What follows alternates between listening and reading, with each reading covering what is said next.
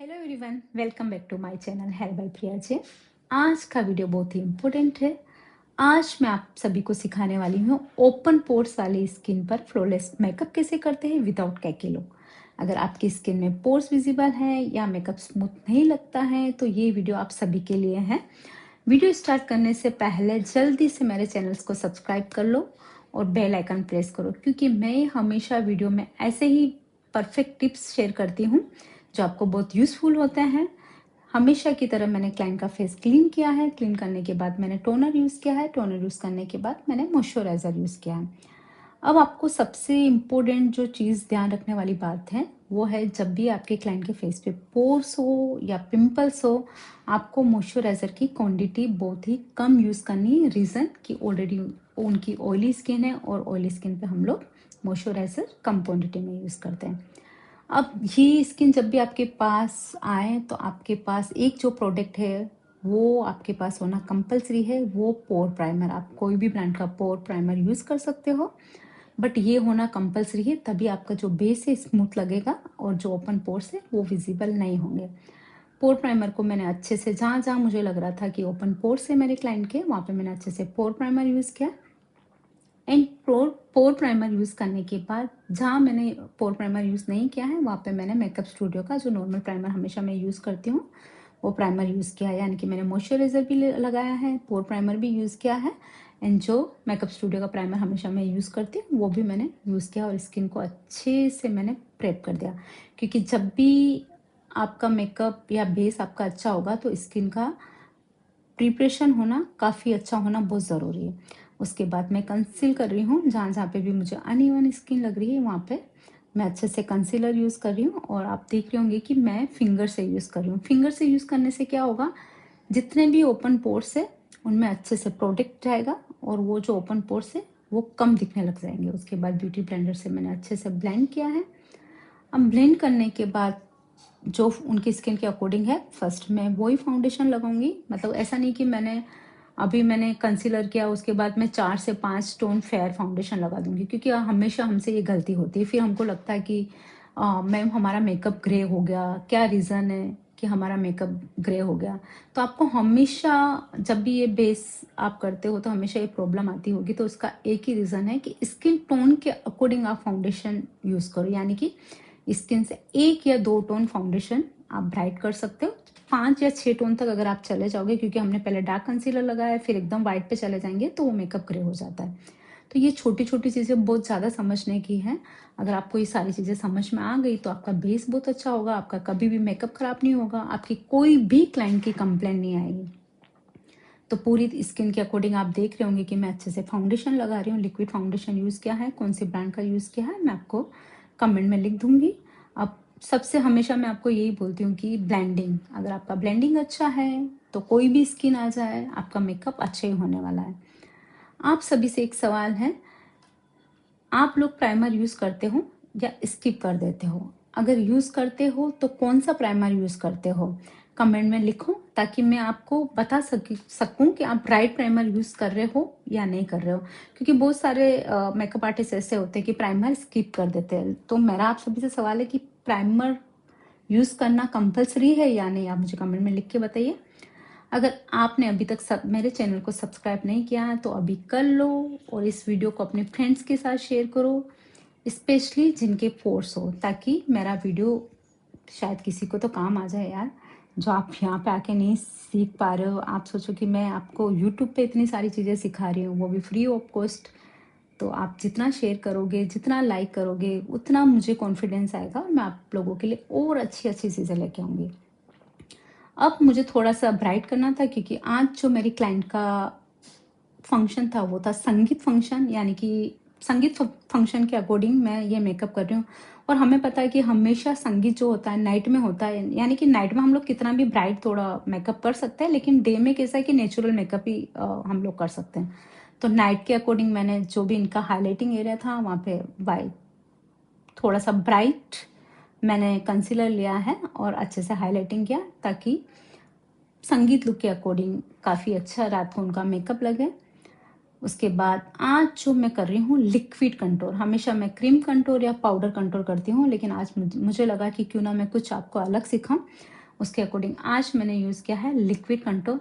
अब आपके पास जो भी लिक्विड कंटूर हो, आपको हमेशा एक ही चीज़ ध्यान रखनी है कि आपको तुरंत उसको ब्लेंड करना है। अगर आपने जैसे ड्रॉ किया और अगर आपने उसको थोड़ी भी देर रख दिया तो वो वहीं पे स्टिक हो जाता है। तो आपको ये चीज़ हमेशा ध्यान रखनी है कि जब भी आप लिक्विड कंटूर करो, तुरंत करके उसको तुरंत अच्छे से ब्लेंडिंग करना है।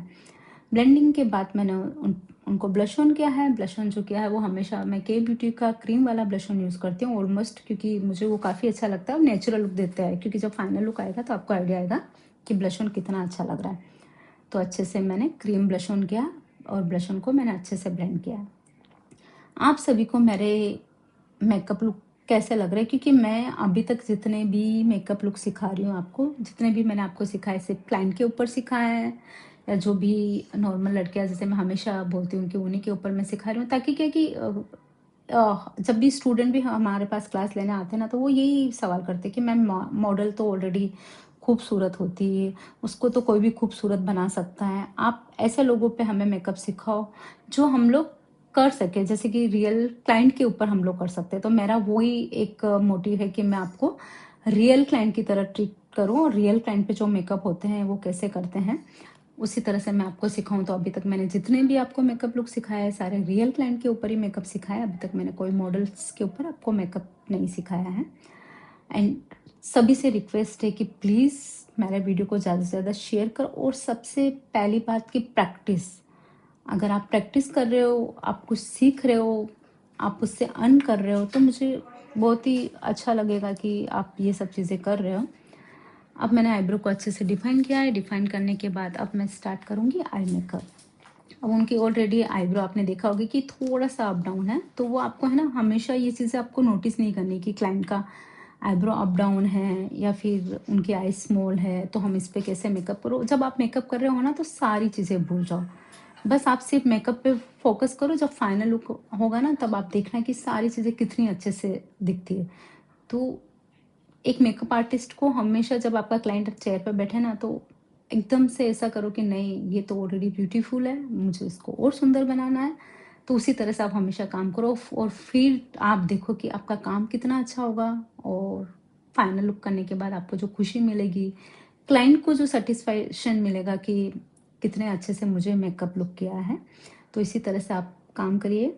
अब मैंने आइज पे हल्का सा कंसीलर लगाया है, बहुत ज़्यादा कंसीलर नहीं लगा रही हूँ, बहुत लाइट ही कंसीलर यूज़ करती हूँ, क्योंकि बहुत ज़्यादा हमेशा मैं बोलती हूँ कि ज़्यादा कंसीलर यूज़ करने के बाद क्रीज लाइन आ जाती है और मैं नहीं चाहती हूँ कि आई पूरा जब तक मेरा मेकअप रहे, आई मेकअप के साथ पूरा बेस मेकअप सब कुछ काफ़ी अच्छा लगे।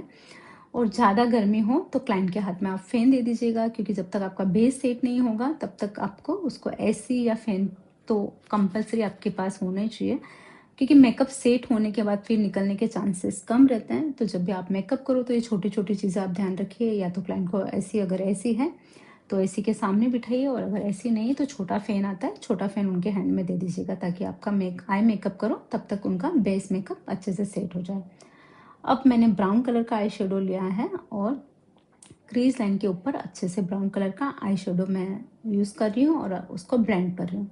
और हमेशा मैं आपको बताती हूँ कि जब भी आप आउटर कॉर्नर पर जितना डार्क कलर आप लोगे उतना आपका आई मेकअप अच्छा लगेगा। तो ये चीज़ हमेशा ध्यान रखिएगा कि इनर कॉर्नर पे हमेशा लाइट कलर लगाइए और आउटर कॉर्नर पे हमेशा डार्क कलर लगाइए, क्योंकि इनर पे जितना लाइट कलर होगा आपकी आईज उतनी सुंदर लगेगी, और आउटर पे जितना डार्क कलर होगा आपकी आईज उतनी बड़ी दिखेगी, उतना उठ के दिखेगी। बट मस्ट है जो इसमें जो आपको ध्यान रखने वाली बात है वो है ब्लेंडिंग। हमेशा जैसे बोलती हूँ मैं उसी तरह से अब भी बोल रही हूँ कि जितना आप अच्छे से ब्लेंड करोगे, जितना आप हैंड का प्रेशर आप लाइट रखोगे, उतना आपका आई मेकअप अच्छा होगा। ऐसे हम लोगों को ऐसे अनइवन नहीं करना, अच्छे से ब्लेंडिंग करना है, क्योंकि आई मेकअप का एक ही रूल होता है, जितना ब्लेंडिंग होगा उतना अच्छे से आई मेकअप लगेगा, उतना जो आप पिक्चर्स मेकअप के बाद क्लिक करोगे वो पिक्चर्स भी उतने ही अच्छे आएंगे। मैंने ये पूरे इनके जो पिक्चर्स है वो मेरे इंस्टाग्राम आईडी पे पोस्ट किए हैं, आप इंस्टाग्राम आईडी पे जाके सारे पिक्चर्स देख सकते हो। आगे मैंने पूरा लाइट कलर लिया है, जैसे मैं हमेशा बोलती हूँ कि इनर कॉर्नर पर लाइट कलर लेना है, तो लाइट कलर मैंने यूज़ किया है।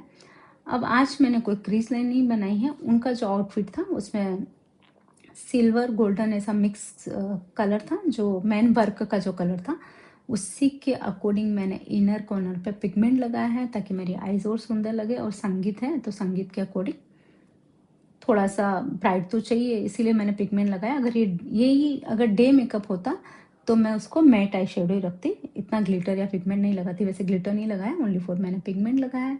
उसके बाद लिक्विड लाइनर लगाया है मैंने, तो आप भी लिक्विड लाइनर लगा सकते हो। और अगर लिक्विड लाइनर नहीं प्रिपेयर कर रहे हो तो जेल लाइनर से भी आप लाइनर लगा सकते हो। उसके बाद मस्करा, लेशिश एंड लिपस्टिक मैंने यूज़ किया है। आप सभी को मेरे मेकअप कैसे लग रहे हैं कमेंट में ज़रूर बताइए। नेक्स्ट वीडियो में आप क्या सीखना चाहते हो। हाँ, नेक्स्ट वीडियो में सभी ने मुझे बोला कि मैम क्लाइंट हमारे पास नहीं आते हैं, तो क्लाइंट हमारे तक कैसे आए, तो ज़रूर मैं नेक्स्ट वीडियो उस पर बनाऊँगी। तब तक के लिए thank you so much for watching.